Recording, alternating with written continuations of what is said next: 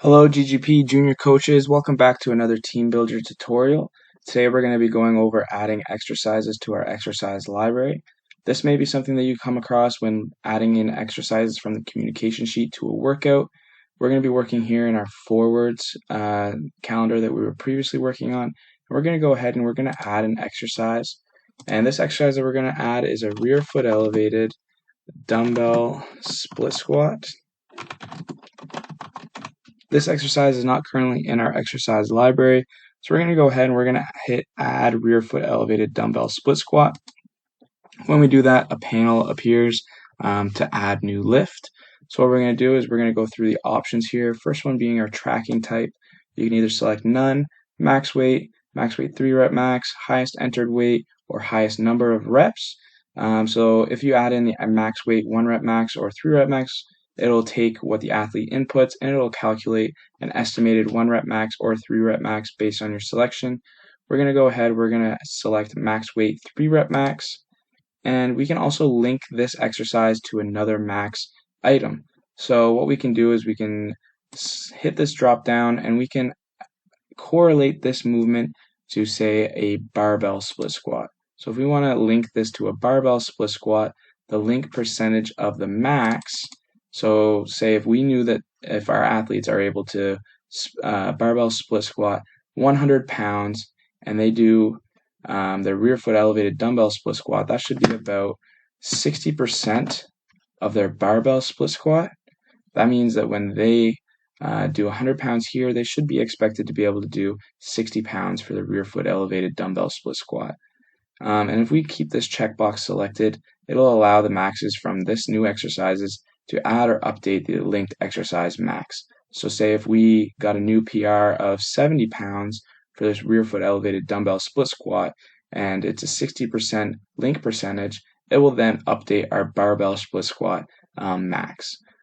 So if we want to do that, we could. For now, we're just going to leave it at none. We can also add in a description of this exercise. So quickly, we'll just say rear foot elevated goblet position, split 90-90 split squat. And that just gives our our athletes an idea of what we're looking for. And then in this add tag portion here, we can add the tag. So what we like to do is we like to take movements and we like to link them to what they associate in our GGP categories. So what we'll do is we'll look at the different options that we have here. And most of these are linked to our system overview that we have. So for this rear foot elevated dumbbell split squat, we know that that's a lower push. So if we go here and we go lower body push, we have the 2-leg option as well as the single leg option, and this rear foot elevated would be a single leg option. So we can go ahead and we'll select lower body push, single leg. Then you can go ahead and you can upload an instructional video. So you can either record yourself doing this for your athletes and you can upload the video if you have that saved on your laptop, or you can go ahead, you can upload that to YouTube and you can put the YouTube link here in the video URL box, and you can put the video URL there. Or if you are looking around YouTube and you see another creator has already put out a video with this exercise, you could put in that video URL there, and then they will be credited for giving you that demo. Additionally, of course, we can always put in our additional information, our workout grouping, and we'll just put C here. We want them working out 3, 0, 1, 0 tempo, and for the rest time, we'll put 30 seconds. It's not a completion lift, not a bodyweight lift, not coach completion. None of these apply except for the rep count and volume load, but we haven't put in our sets and reps. We'll go ahead, we'll do 3 sets. We want to do 5 reps, and we want to do each side. And when you select this each side for a new exercise, next time you select this exercise, Team Buildr will actually remember that you selected each side, and they will automatically apply that the next time you do this. So we're going to go ahead, we're going to hit add to workout, and you can see now that this rear foot elevated dumbbell split squat is now added into the C category, or the C grouping for this strength portion of our lift. Additionally, you may see that there's a new group of exercises that are not previously used. in the communication sheet, if you notice that, it may be easier for you to go to the exercise tab here under coach tools, and you can go ahead and select that, and it'll bring you to our master database of all of our exercises. Within this database, there's a couple of options here to be able to look through. So you can go to manage lifts, or managing, and you can see that we're managing our lifts right now. And you could select SAQ plus C or warm-ups or any other database that you may want to access. Right now we're going to keep working in our lifts category. And you can see here the addition symbol up at the top to add a new exercise. So if you wanted to add in new exercises this way, you could do so, and it's the same process as when you go through. However, when you do this, you can now have the default workout options. So then when you select this, it will now default whenever you select that exercise is within the calendar to whatever you select here. So if you wanted to have this as a completion lift, you could then, and it's always going to be completion lift, say it's a structure movement and you know that they're not going to be loading this movement and you just want them to select that they've completed it, you can select this category and then it will always come up with this when you upload it to the calendar. Moving on, we can see that there's also some options here for all of our pre-existing exercises. So you can see here this orange button is actually for merging. So say if one coach may have a different terminology than another coach for a movement, and we wanted to merge those exercises together and make them one exercises instead of having them listed twice. This can be kind of common if one coach, when adding in exercises, puts BB as the abbreviation for barbell, whereas another coach, they may put in barbell spelt out. We could actually merge those exercises and make them one and would have the same description, tracking type, video, etc. So if we had the 1.5 front squat here and another coach had it, say if this was 1 and 1/2 written out like this front squat, then we could just merge those two exercises and they would be listed as the same exercises under one name and under one grouping of information.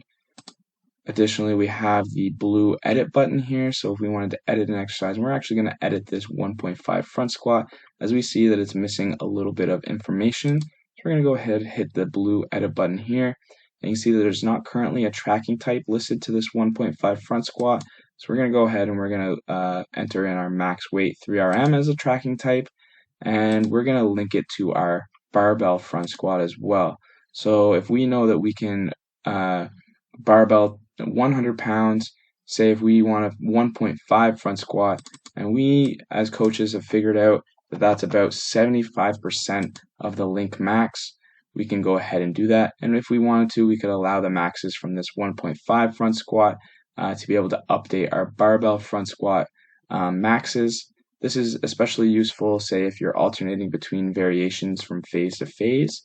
If you were alternating from a barbell back squat to a front squat or to a split squat, and you wanted those to be able to update the estimated maxes for the next phase when you're transitioning back to that exercise, you would want to have this set up so that it would go ahead and do so, especially if you're using percentages frequently in your programming. We're going to go ahead, we're going to add a tag to this movement as well. So we know that this 1.5 front squat is a lower body push movement. So we're going to go ahead and find lower body push, and we know that this front squat is a two-legged movement. So we're going to go ahead and we're going to select lower body push, two-leg, bilateral. We could add an instructional video as well. We're going to add an exercise description quickly. So this is going to be a front squat to full depth, up to half depth, returning to full depth before returning to the upright position. And always check your spelling. You can see I spelled something wrong here. So I'm just going to go ahead and fix that, because if not, odds are an athlete will notice it and they will call me out. You can see here we have our options to select here for our default. We're going to go ahead and select the track rep count here. So we do want to track those reps over time, and we're going to go ahead and hit submit. So you can see now that that has been updated. Our 1.5 front squat is now tracking our 3RM. It's a lower body push, two-leg, and you can see that there's attributes associated to it now. So our description exercise our description of the exercise has been added, and it has been linked to another exercise. If we were to place an instructional video here, you would see this red button show up here next to the attributes as well. Moving on now though, we're going to focus on our SAQ plus C. So adding in those can be a little bit different. You'll see here in a second. So if we go here, you can see now the list of all of our SAQ plus C exercises, and we can go ahead and we'll hit the add new exercise button, and we're going to go ahead and we're going to add a 250 yard shuttle. And this 250 yard shuttle, we want the user to input minutes and seconds. You can see there's lots of other options here, such as distances or calories, kilometers per hour, miles per hour, watts. These are more so if you're using a bike or an exercise machine, such as a treadmill, elliptical, recumbent bike, those sorts of things. These are for if you're looking for broad jumps or vertical jumps, or if you're looking for maybe your athletes to do a timed run. Say if you wanted them to go for a 30-minute run and you wanted to then have them tell you how many kilometers they were able to complete within that 30 minutes, then you would go ahead and select this. For now, we're just going to select minutes and seconds as their user input. We're going to enable PR tracking so that their PR tracking is updated over time. And then here with our PR preference, you can see since we've selected a time, our default is lower is better.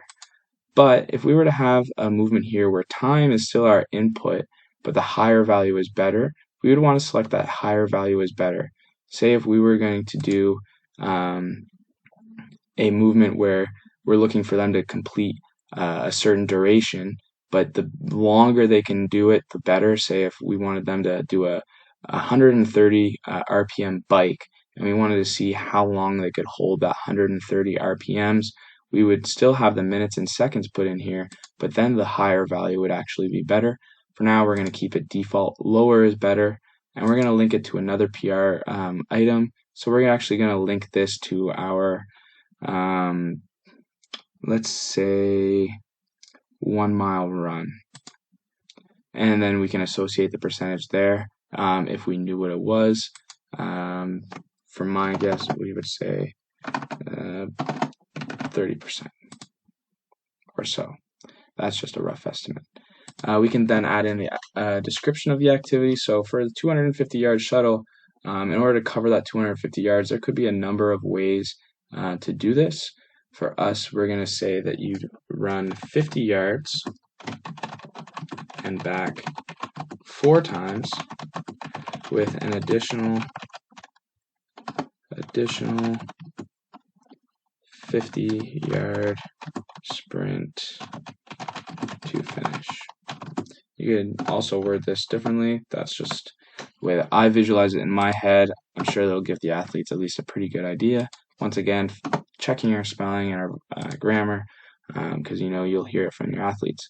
Instructional video, we could upload a URL or a video that may be saved on our laptop, and then you can also associate this link to a document if you were to add that. Then we could also put in our default workout options. So that could be if we just wanted to have completion. We won't check this because we actually want our athletes to put in their minutes and seconds rather than just completing the exercise. And if you were going to do this as part of your testing battery, you may want to select coach completion, because then after the testing battery is complete, you could go through and you could update their PRs with this coach completion. That way you know that the correct values are being put in and nothing is lost in communication. For now, we're going to go ahead and we're going to submit. And we're going to go ahead and we're going to find that 250, maybe not. We are going to use something else.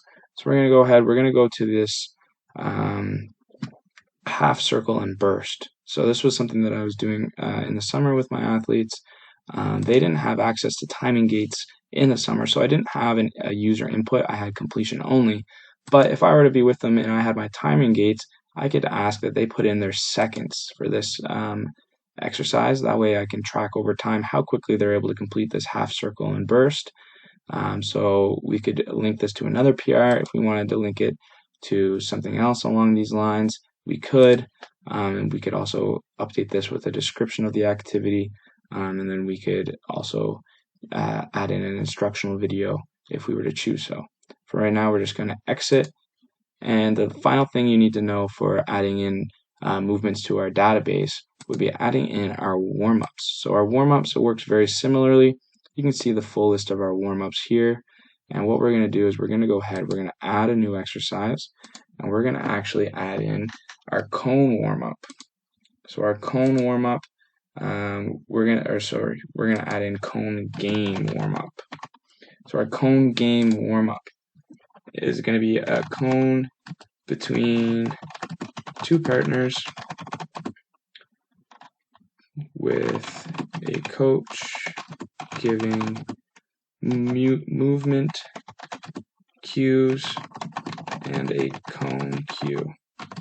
Once the cone cue is given, the athletes race to the cone, and the loser completes, we'll say, 15 push-ups.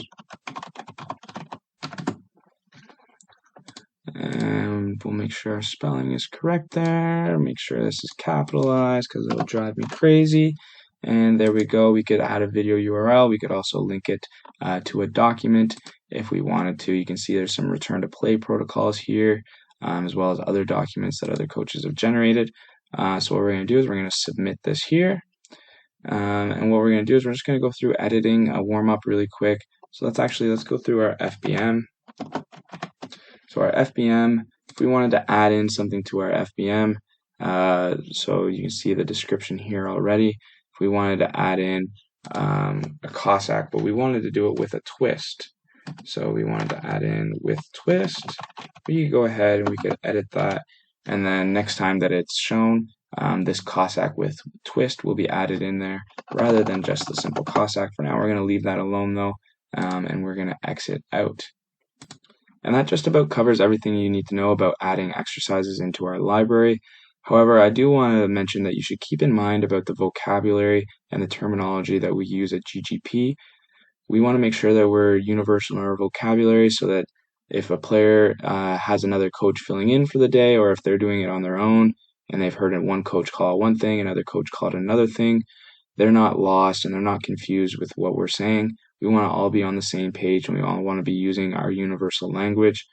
This is covered in our internships, and it also can be found in our system overview. Most of the exercises and such can be found there. And then any exercises that may branch away from our system overview, you can still return to that same terminology, just adding in layers of terminology to be able to better explain what the exercise is or what the movement category it may fit into. So just keep that in mind when adding in exercises. It can get a little bit confusing as you start to get deeper and deeper into the layers, but we try to keep it as universal as possible.